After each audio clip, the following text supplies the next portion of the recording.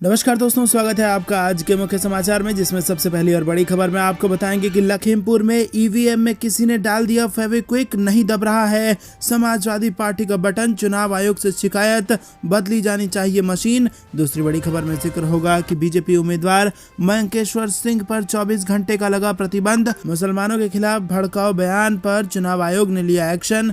तीसरी बड़ी खबर में आपको बताएंगे कि सेना भर्ती अटकी, फिर भी यूपी के ग्रामीण नौजवानों को आस, भड़क कर बोले कोविड के नाम पर रोक दिया जाता है रिक्रूटमेंट, नहीं देंगे बीजेपी को वोट। जी हां दोस्तों, और इसी के साथ चौथी बड़ी खबर में जिक्र होगा कि लखीमपुर कांड पर फिर से भड़की प्रियंका गांधी, बोली न्याय के लिए पीड़ितों को खुद जाना पड़ रहा है सुप्रीम कोर्ट, जो है बहुत शर्मनाक। और पांचवी बड़ी खबर में आपको बताएंगे कि बहराइच में बीजेपी पर अखिलेश यादव का बयान, बोले थूक लगाकर पर्चा बांटने वाले लाल सिलेंडर देखकर भाग रहे हैं। दोस्तों, हर एक खबर की गहराई में आपको ले जाएंगे, लेकिन उससे पहले अगर आपको भी ऐसा लगता है कि उत्तर प्रदेश में बदलाव तय है और सरकार बदलने वाली है और समाजवादी पार्टी की सरकार बनने वाली है, तो वीडियो लाइक करके समर्थन दर्ज कराइए। और अगर साथ ही साथ चैनल पर नए हैं तो लाल बटन को दबा के चैनल को सब्सक्राइब करके घंटी बजाकर कमेंट में लिखिए जय हिंद। दोस्तों, रुक करते हैं सबसे पहली और बड़ी खबर की तरफ। लखीमपुर में ईवीएम में किसी ने डाला फेविक्विक, नहीं दब रहा है सपा का बटन, चुनाव आयोग से शिकायत। जी हां दोस्तों,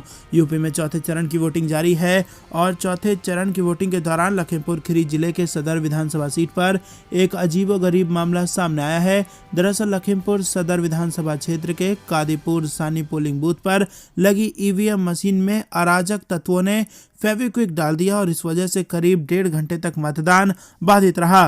पूर्व विधायक और समाजवादी पार्टी प्रत्याशी उत्कर्ष वर्मा ने बताया कि किसी ने शरारत करके हमारी पहले नंबर पर जो बटन है उसमें फेविक्विक डाल दिया और इस वजह से वो बटन ही नहीं दब रहा था। हमने शिकायत की और इसके बाद चुनाव आयोग ने कार्रवाई की और इस दौरान करीब 1.5 घंटे तक वोटिंग रुकी रही। तो दोस्तों, ये कौन कर रहा है ईवीएम के साथ छेड़खानी, कमेंट में जरूर बताइए। लेकिन उससे पहले अगर आपको ऐसा लगता है कि कितनी भी छेड़खानी कर ले सरकार बदलना तय है, तो वीडियो अभी तक लाइक नहीं किया है तो लाइक जरूर कीजिएगा। रुक करते हैं अगली बड़ी खबर की तरफ। बीजेपी उम्मीदवार मयंकेश्वर सिंह पर चुनाव आयोग ने लगाया 24 घंटे का प्रतिबंध, मुसलमानों के खिलाफ भड़काऊ बयान देने पर चुनाव आयोग का एक्शन। जी हां दोस्तों, चुनाव आयोग ने अमेठी की तिलोई विधानसभा सीट से चुनाव लड़ रहे भारतीय जनता पार्टी उम्मीदवार मयंकेश्वर शरण सिंह की ओर से आपत्तिजनक सांप्रदायिकता भड़काने वाला बयान देने के चलते उनके खिलाफ कार्रवाई करते हुए 24 घंटे तक उनकी ओर से किसी भी तरह के चुनाव प्रचार करने पर प्रतिबंध लगा दिया है। मयंकेश्वर सिंह का पिछले दिनों एक वीडियो वायरल हुआ था जिसमें वो मुसलमानों के खिलाफ भड़काऊ बयान देते हुए दिखे थे। आयोग के सचिव अजय कुमार की ओर से मंगलवार को जारी एक आदेश में कहा गया कि सिंह का आपत्तिजनक बयान उल्लंघन है और आयोग इसकी कड़ी निंदा करता है। दोस्तों, रुक करते हैं अगली बड़ी खबर की तरफ। सेना भर्ती अटकी हुई है, फिर भी यूपी के ग्रामीण नौजवानों को है आस, भड़क कर बोले कि कोविड के नाम पर रोक दिया जाता है सेना में भर्ती, नहीं देंगे बीजेपी को वोट। जी हां दोस्तों, यूपी में हो रहे विधानसभा चुनाव में रोजगार का मुद्दा प्रभावी देखा जा रहा है। बता दें कि युवाओं में रोजगार को लेकर सरकार के खिलाफ नाराजगी भी है। प्रधानमंत्री से 25 किलोमीटर दूर कोटवा गांव में युवाओं का कहना है कि रात में आवारा पशुओं को हाँकते हैं और दिन में आर्मी भर्ती के लिए तैयारी करते हैं। इस गांव के 21 साल के अजय मौर्य ने एक अखबार से कहा कि लिख दीजिएगा कि रात में सांड हाँक कर फसल बचाते हैं और सुबह मैदान में आकर अभ्यास करते हैं, फिर जाकर सोते हैं, लेकिन आर्मी में भर्ती का सपना लिए उम्र बीता जा रहा है। अजय का कहना है कि वो और उनके दोस्त इस सरकार को वोट नहीं देंगे। दोस्तों, आपको बता दें कि बेरोजगारी के मुद्दे पर खासे नाराज हैं युवा और सीधा सीधा ऐलान कर रहे हैं कि क्योंकि सेना में भर्ती नहीं निकली है और हम कई सालों से इसके लिए प्रयास कर रहे हैं, तो इसीलिए अब भाजपा को वोट नहीं देंगे। रुक करते हैं अगली बड़ी खबर की तरफ। लखीमपुर कांड पर फिर से भड़की प्रियंका गांधी, बोली न्याय के लिए पीड़ितों को खुद जाना पड़ रहा है सुप्रीम कोर्ट। जी हां दोस्तों, लखीमपुर मामले को लेकर एक बार फिर कांग्रेस की उत्तर प्रदेश की प्रभारी महासचिव प्रियंका गांधी ने सवाल खड़े किए हैं। प्रियंका गांधी ने लखीमपुर खीरी में गाड़ी से कुचले गए किसानों के परिजनों का न्याय के लिए सुप्रीम कोर्ट में गुहार लगाना सरकार के लिए शर्मनाक करार दिया है। प्रियंका गांधी ने बुधवार को कहा कि पीड़ित परिजनों को सरकार को खुद न्याय दिलाना चाहिए था, लेकिन सरकार का उनके प्रति गैर जिम्मेदाराना रवैया रहा है, जिसके कारण उन्हें न्याय पाने के लिए खुद उच्चतम न्यायालय में गुहार लगानी पड़ रही है। उन्हें ट्वीट कर कहा कि कितनी शर्मनाक बात है कि लखीमपुर किसान नरसंहार के पीड़ित परिवारों को खुद माननीय उच्चतम न्यायालय में जाकर न्याय की गुहार लगानी पड़ रही है। ये जिम्मेदारी सरकार की थी, लेकिन भाजपा ने सारी ताकत मंत्री के बेटे को बचाने में लगा दी। किसान भाजपा सरकार के इस अन्याय को नहीं भूलेंगे। दोस्तों, रुक करते हैं अगली बड़ी खबर की तरफ। बहराइच में बीजेपी पर अखिलेश यादव बोले, थूक लगाकर पर्चा बांटने वाले लाल सिलेंडर देखकर भाग रहे हैं। जी हां दोस्तों, उत्तर प्रदेश में हो रहे चौथे चरण के चुनाव के बीच बुधवार को समाजवादी पार्टी के राष्ट्रीय अध्यक्ष अखिलेश यादव बहराइच पहुंचे। उन्होंने इस बीच कहा कि प्रदेश में अब समाजवादी पार्टी की सरकार बनने वाली है और उन्होंने भाजपा पर तंज कसते हुए कहा कि चौथे चरण के मतदान के साथ ही सपा दोहरा शतक लगाने जा रही है। उन्होंने कहा कि प्रदेश में भाजपा के लोग अब डोर टू डोर प्रचार नहीं कर रहे हैं, क्योंकि थूक लगाकर पर्ची बांटने वालों को जनता ने महंगा हो चुका लाल सिलेंडर दिखा दिया है। सपा कि भाजपा नेता चुनाव तक ही सिर्फ अनाज दे रहे हैं। उन्होंने कहा कि ईवीएम पर सपा का बटन दबाकर मुफ्त राशन को पाते रहे। उन्होंने कहा कि किसानों की आमदनी आधी हो गई है। ये चुनाव किसानों के मान सम्मान का चुनाव है। इस बार सपा आरएलडी की ऐतिहासिक जीत होगी। उन्होंने कहा कि सरकार बनने पर 300 यूनिट घरेलू बिजली बिल माफ होगी, पुरानी पेंशन की बहाली होगी, साथ ही किसानों के लिए सिंचाई मुक्ति करेंगे और छात्रों को लैपटॉप देने का काम करेंगे। उन्होंने कहा कि बीजेपी वाले झूठ बोलने में बहुत आगे हैं। जो जितना बड़ा नेता है वो उतना बड़ा झूठ बोलता है। डबल इंजन की सरकार ने विकास के नाम पर लोगों को धोखा दिया है।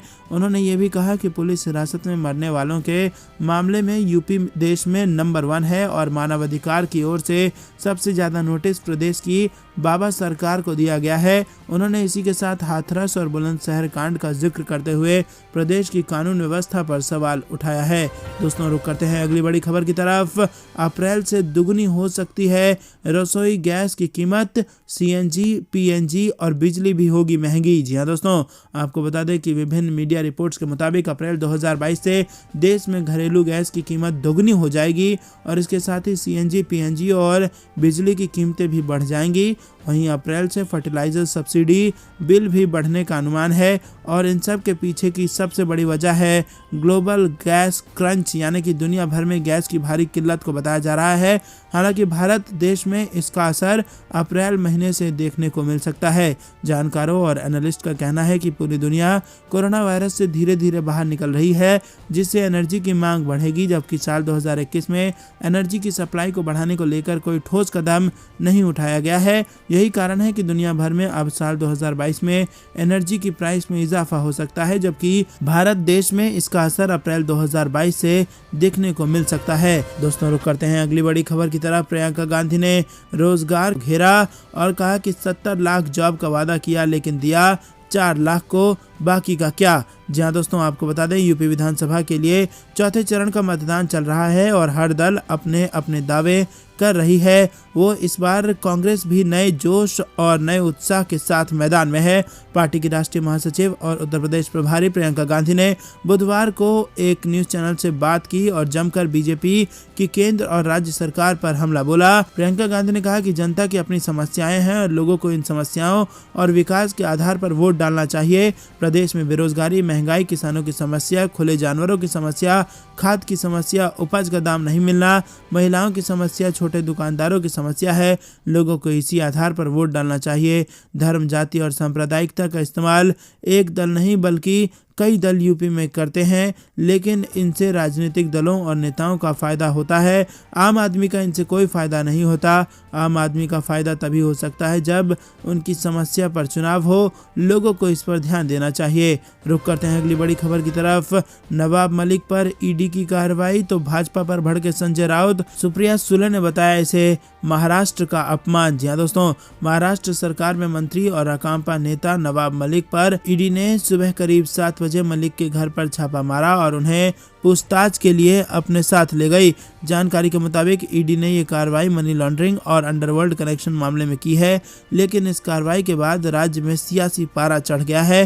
प्रवर्तन निदेशालय की इस कार्रवाई पर शिवसेना नेता संजय राउत ने भाजपा पर निशाना साधा। उन्होंने भाजपा को चेतावनी भी दी। संजय राउत ने कहा कि नवाब मलिक एक वरिष्ठ नेता और महाराष्ट्र के कैबिनेट मंत्री है। ईडी जिस तरह से उन्हें उनके घर से ले गई है वो महाराष्ट्र सरकार के लिए एक चुनौती है। हमारे राज्य में आकर एक मंत्री को केंद्रीय केंद्रीय एजेंसी ले जाती है। 2024 के बाद आपकी भी जांच होगी, इस बात का ध्यान रखें।